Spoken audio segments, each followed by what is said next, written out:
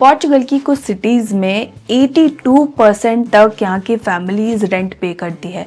ये बहुत ही शॉकिंग है। अलामिश अमीगोस, welcome back to my channel. तो जैसा कि आप मुझे जानते हैं, मेरा नाम है भारती और मैं रहती हूँ पोर्तो, पोर्चुगल में। और यहाँ से बनाती रहती हूँ मैं बहुत सारे informative videos, travel vlog and immigration related videos. तो आज के इस वीडियो में मैं आपको बताने वाली हूँ, अगर आप पोर्चुगल में मूव होने का सोच रहे हैं या आप पोर्चुगल में ऑलरेडी रहते हैं या आप इन्वेस्टमेंट करने का सोच रहे हैं, तो आपको ये पता होना बहुत ज़्यादा ज़रूरी है कि यहाँ पर अभी के टाइम पे रेंट काफ़ी हाई है। बहुत सारे सिटीज़ में इंक्लूडिंग जैसे लिस्बन है, 82% जो इनकम है उसका रेंट में चला जाता है। हाँ, 82%, I know it is too much. और अगर आपको प्रॉपर्टी खरीदना है उस केस में आपकी 27 ईयर्स की सैलरी उसमें लगती है। लेकिन घर भी काफ़ी महंगे हो चुके हैं।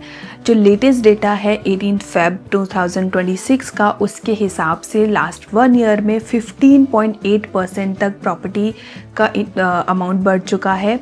उसके अलावा जो रेंट हो चुका है 5.5%, उसमें भी इंक्रीज़ हुआ है। हालांकि बहुत ज़्यादा नहीं है, बट क्योंकि वो लास्ट ईयर ही काफ़ी ज़्यादा था तो अभी उसमें और ज़्यादा ही हुआ है।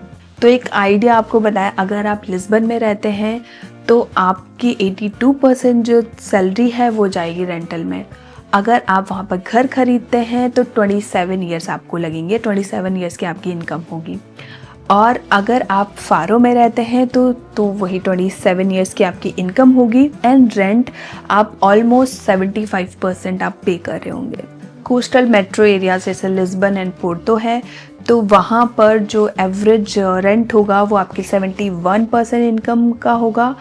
एंड अगर आप थोड़ा आउटस्कर्ट्स में जाते हैं, थोड़ा इंटीरियर में जाते हैं, तो वो काफ़ी कम हो जाता है, वो आपका 45% इनकम का हो जाता है। और अगर आप घर खरीदना चाहते हैं तो वो 26-27 ईयर्स की जगह पर आपको 9-10 साल का ही रहता है। तो ये डेटा बताता है कि कितना इम्पॉर्टेंट है proper planning and location strategy.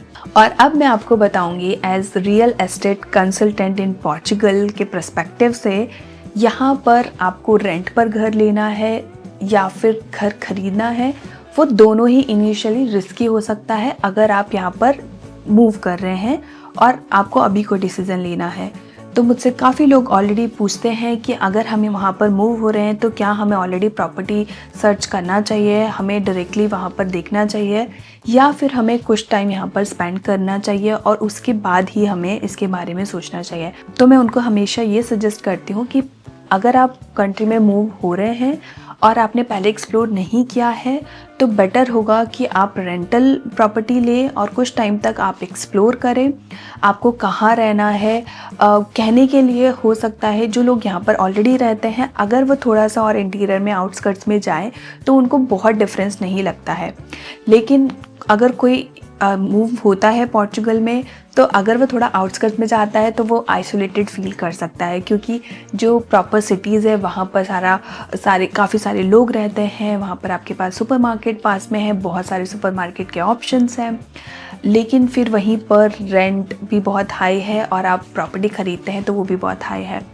तो इसके लिए ज़रूरी है कि आप पहले आकर के थोड़ा टाइम रेंट पर रहें और एक्सप्लोर करें, उसके बाद ही आप प्रॉपर्टी खरीदने का सोच सकते हैं। तो मैं आपको बोलूँगी 3 चीज़ें आपके लिए बहुत ज़्यादा ज़रूरी है। एक तो आपको पता होना चाहिए कि आपका इनकम स्टेबिलिटी कितना है, क्या आप जो जॉब कर रहे हैं, जो भी आपका इनकम सोर्स है, क्या वो स्टेबल है।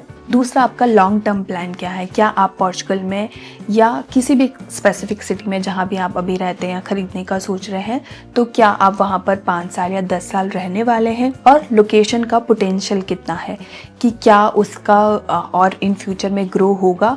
तो ये सारा जानना बहुत ज़रूरी है। तो काफ़ी सारे लोग मुझे कमेंट करके और मैसेज करके भी पूछते हैं। मेरा ऑलरेडी एक इंस्टाग्राम चैनल है जहाँ पर मैंने अपना ये प्रोफाइल बनाया हुआ है as I am working as real estate consultant in Portugal.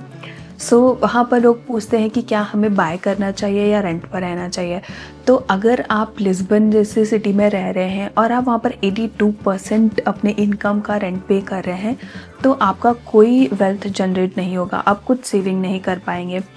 लेकिन अगर आपने बहुत ही आउटस्कर्ट्स में कमर्शियल प्रॉपर्टी ख़रीद लिया या फिर अपना घर ख़रीद लिया, उसका आपका रीसेल वैल्यू बढ़ने में, या फिर आप उसको रेंट पे दोगे या फिर आप उसको कमर्शियली ऑफिस पे दोगे, तो उसके लिए थोड़ा डिफ़िकल्ट हो जाता है।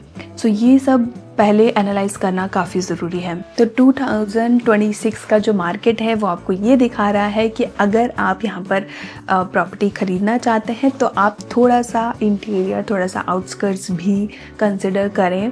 Not only big cities, not only metro cities, और मेट्रो से भी थोड़ा दूर आप जा सकते हैं, तो आप वहाँ पर भी ज़रूर उसका पोटेंशियल देखें।